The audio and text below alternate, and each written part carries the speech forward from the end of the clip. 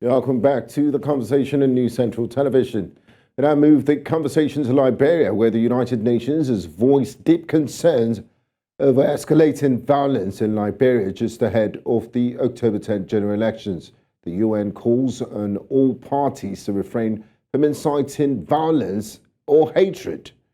Concerns include election-related violence, hate speech, and attack on journalists. Deadly clashes between supporters of the Unity Party and the Coalition for Democratic Change have resulted in casualties in Lofa County. The United Nations has also documented attacks on journalists as well. Liberia is scarred by devastating civil conflict from 1989 to 2003, has previously committed to resolving electoral conflict through legal means. Over 2.4 million voters have registered for the upcoming elections, making them pivotal for Liberia's future. Now, joining me this evening on the conversation is Honorable Sheikh Al-Mustafa Kouyateh, is the presidential candidate of the Liberia First Movement. A warm welcome to you, Honorable Kouyateh, and thanks for joining us on the conversation. Thank you very much. It's a pleasure being here on your platform, and I'm currently in Bon County, in Sarai.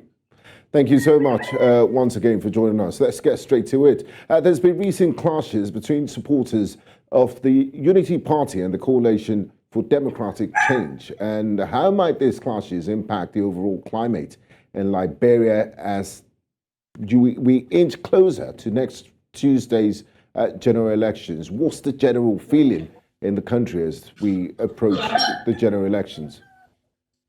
Yeah, the general feeling here in Liberia, first let me introduce myself. I'm Sheikh Al-Mustafa Kouyateh, presidential candidate of Liberia First Movement, a political movement that is calling for establishment of war and economic crime code that believes that without the deterrent of justice and accountability, Liberia can no longer have peace and democracy. Currently, the government of Liberia, headed by President George Weah, is not creating a suitable environment for all candidates. Quite recently, last week, Tuesday, I was invited on state radio. And when I began to speak on the platform of Liberia First Movement, I was thrown all of the state radio. I was asked to leave immediately in the 5 minutes. So the government is not creating an environment where people feel free, where it's not also creating the environment for free, fair, and credible election. The government has realized that the people have decided, they have resolved that they do not want to have Mr. Weah no longer as the president. So he's finding all tactics to be violent. Honorable Kouyateh, just to reiterate what you said, the United Nations recently expressed concerns over reported instances of electoral-related violence and hate speech, and also stifling of opposition in the country. You just shared your example of what happened on state radio. What measures do you believe should be taken to mitigate these issues and ensure a more peaceful and tolerant electoral process? We do not expect to hide. Liberians have tried for the past 6 years to maintain peace. We have fragile peace in the absence of justice. We have fragile peace in the absence of the respect to human rights. But Liberians are doing everything possible. All of the candidates, all the 19 candidates are doing everything possible to remain peaceful while we go through the gross disrespect from the government towards candidates. And also the National Election Commission has not shown any readiness. I can tell you for sure that up to present, we just few days ago, we are getting some information from National Election Commission, and there are a lot of doubts, with the people in the Election Commission of Liberia. And besides that, the government of Liberia, headed by President George Weah, is not supporting a peaceful election. It's also not supporting a credible election because he's doing everything possible to create violence. But we can tell you that Liberians have decided and they have resolved. So the issue of violence is not possible. You realize that in all of the countries now, the government is training supporters as combatants, as supporters, and they are being trained like militia. So that is very scary. The state security, the police does not have logistics. The military doesn't have sufficient logistics. And the ex-combatants are bragging around and saying that they are prepared for violence. But I think that the United Nations and the ECOWAS, including the AU, they must do everything possible to have an intervention at this time. If that is not done, I'm not seeing the peaceful election in Liberia. Now, Honourable Kouyateh, with over 2.4 million registered voters for the upcoming general elections, what are the key issues or concerns that should be addressed to ensure fair and transparent electoral process? And what do ordinary Liberians want? What do they want the candidates and the incumbent president to address? One of the concerns is that the National Election Commission has not been able to provide the actual numbers of voters. We were told that there were people who registered underage. Imagine the National Election Commission allow over 20,000 underage youth to register, and they have so set or reason that they have cleared that system. There's no proof that those names have been removed. There's no proof of those names being displayed to the public. Furthermore, there were multiple registration by individual, and the National Election Commission to allow that, and they have not been able to unveil to us those multiple names that got registered. And besides that, for more indication, the government of Liberia have been talking about one round, that election will not be 2 rounds, it will be 1 round. And the Election Commission also came out and said there's no money for second round. So it's like, to be honest with you, there's no confidence in the National Election Commission. The chairperson of the Election Commission, Councillor Brown Lasana, is not trustworthy in these elections. Sheikh Mustafa Kouyateh, on Friday, March the 24th, 2023, at a press conference you held at the Providence Baptist Church on Ashman Street in Monrovia, you decided to declare your intention to run for the highest office at the presidency of the Republic of Liberia. Why are you running? I'm running, and firstly, where I declare my intention, that is where the Declaration of Independence was signed. I'm running because I realize our country needs leadership. It requires leadership. There's a scarcity of leadership in our country.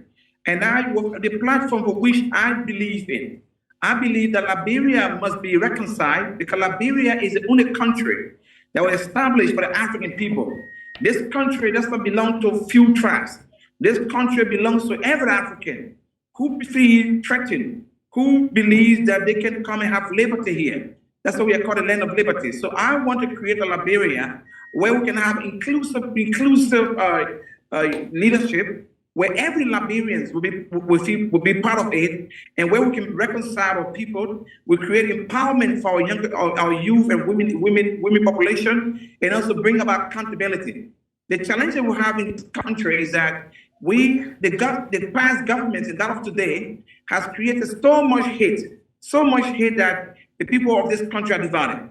People no longer see themselves as Liberians, they see themselves as partisans and patriots. And besides that, the younger population, we have 65% of our population who are young people. And out of the 65%, we have approximately 70% that have no skill. That is carried by itself.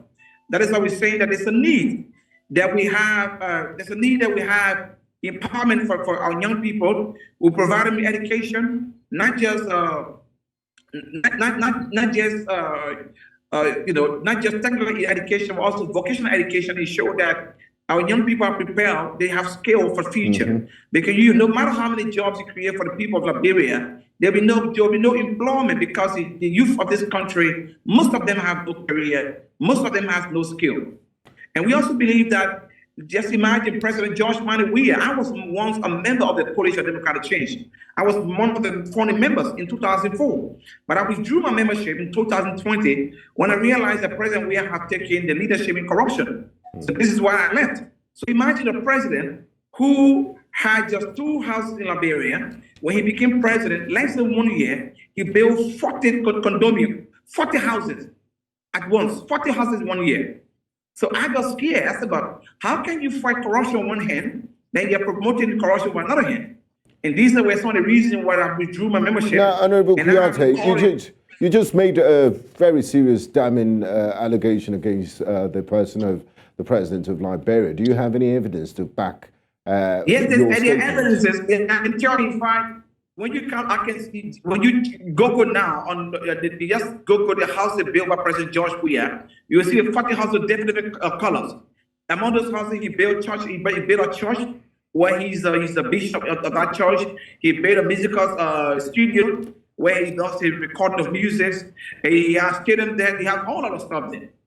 That was only 1 year. Honorable Kouyateh, let's talk about your specific policies, proposals, because you're going against, I believe, 18 other candidates. So what specific policy proposals or initiatives differentiate your presidential campaign from the 18 others candidates addressing Liberia's pressing issues such as economic development and social welfare? Why should Liberians vote for you? Liberians must vote for me for one fact: our nation is divided. So our first policy is reconciliation. We believe that it's a need that we reconcile Liberians so that we will see ourselves as one people, indivisible with liberty and justice for all. We'll see ourselves beyond tribes. We'll see ourselves beyond religion. We'll see ourselves beyond social differences. That is our first priority. And you cannot have reconciliation in the absence of justice and accountability. That is why we are calling for the establishment of war and economic crime code, so that can serve as a deterrent for we leaders, so that our nation can have complete, total reconciliation. Our second policy is empowerment. There's a need for empowerment for the fact that we have huge potential of young population, and among those young people, we have almost 60–70% of them that have no skill. So we want to ensure to provide skill for them. When we shall provide skill for them, and they will become useful, and I can tell you that they can contribute to the growth and development of our country. The third policy that we have is accountability. Governance in the absence of accountability is misgovernance. So we want to ensure that the leadership of our administration will ensure that every Liberian citizen, whether you are in public sectors or in private sectors, you must be accountable. You also must be taxpayer. This is something that we look forward to ensure that we reform the judicial system. Our challenge today is that we have laws, but many of those laws are not implemented because we do not have a system reform. So we want the reform of the judicial system, which will help in terms of accountability. Then fourthly, our fourth policy is development. We want to develop the agricultural sectors where we can create food security for Liberians. We have fertile soil, we have abundant water, we have a younger population, and I think that our staple food is rice. When we begin to empower farmers, when we empower farmers in Liberia, and we also encourage those that are involved in importation of rice, we give them ultimatum of 90 days. Now after 90 days, nobody will be importing rice in Liberia. And then the government will take over by importation. Those importers will be compared to have a processing plant. And that processing plant will be able to be supplied by local farmers, small farmers, medium-sized farmers, and large farmers.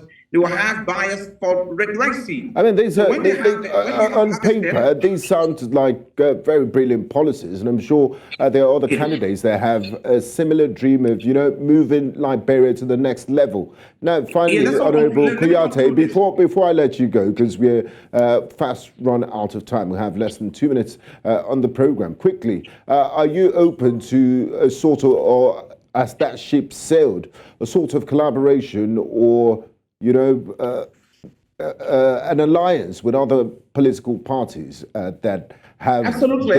We are open for alliance with other political parties, but not with the ruling party. And how confident are you in elections? Yes, and also, how confident are you in the Liberian National Electoral Commission in conducting free and fair elections on Tuesday? I do believe that Liberians will be peaceful, but we do not expect to have credible and transparent election. That is what I have to say to you. But Liberians will maintain the peace by all means. We will see how we can handle ourselves, but we are not expecting the peaceful and credible election. Okay, and let's talk about the issue of corruption before I let you go. You did touch on it, and you pointed fingers at the current president. Corruption is eroded. Let me land, Honorable Kouyateh. Corruption has eroded public trust in the government. What institutional reforms, if you become the president of Liberia, would you implement to ensure transparency, accountability, and the rule of law in your administration? And how will you ensure they're effectively enforced? Absolutely. We do have Liberia Anti-Corruption Commission. We will strengthen it, ensure that it becomes independent. Because just imagine the National Election Commission chairperson was indicted by the LACC, by the Liberia Anti-Corruption Commission, and the president protected her. The Minister of Agriculture, many people in government were indicted for corruption, but they enjoyed the confidence of the president. So we have to strengthen that institution, make it independent so that it can have the right to prosecute people. That's why about legislation we ensure to do that. But I can tell you that even Liberian diplomatic passport is being sold by this government. I have evidence where people, international foreign business people have Liberian passports. Some of them are appointed as honorary consul, and they are not legally representing those countries as honorary consul. And these acts have been done by top government officials that include the Minister of Foreign Affairs, the Office of the President, the Office of the Vice President. Corruption has become an ambience for the governance in this country. And that is what we're saying. There's a need to establish war and economic crime court in Liberia so that Liberia can breathe, so Liberians can have hope once again. For your time and insight, Sheikh Mustafa Kouyateh, presidential candidate, Liberia First Movement. It was a pleasure speaking with you. And we wish you and the good people of Liberia a violence-free election process on Tuesday. Thank you. Thank you, sir.